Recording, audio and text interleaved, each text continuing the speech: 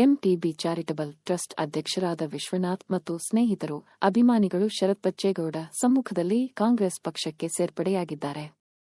ಹೊಸಕೋಟೆ ವಿಧಾನಸಭಾ ಕ್ಷೇತ್ರದ ಸೂಲಿಬೆಲೆ ಹೋಬಳಿಯ ಬೇಗೂರು ಗ್ರಾಮದ ಮುಖಂಡರಾದ ತೋಟದಪ್ಪನವರ ಮಗ ಬಿಟಿ ವಿಶ್ವನಾಥ್ ಅವರು ಮಾನ್ಯ ಮುಖ್ಯಮಂತ್ರಿಗಳಾದ ಸಿದ್ದರಾಮಯ್ಯರವರು ಮತ್ತು ಮಾನ್ಯ ಉಪಮುಖ್ಯಮಂತ್ರಿಗಳಾದ ಡಿಕೆ ಶಿವಕುಮಾರ್ ರವರ ನೇತೃತ್ವದ ಕಾಂಗ್ರೆಸ್ ಸರ್ಕಾರದ ಸಿದ್ಧಾಂತವನ್ನು ಒಪ್ಪಿ ಮತ್ತು ಕ್ಷೇತ್ರದಲ್ಲಿ ಆಗುತ್ತಿರುವ ಅಭಿವೃದ್ಧಿ ಕೆಲಸಗಳನ್ನು ಮೆಚ್ಚಿ ಬಿಜೆಪಿ ತೊರೆದು ಕಾಂಗ್ರೆಸ್ ಪಕ್ಷಕ್ಕೆ ಸೇರ್ಪಡೆಯಾಗಿದ್ದಾರೆ.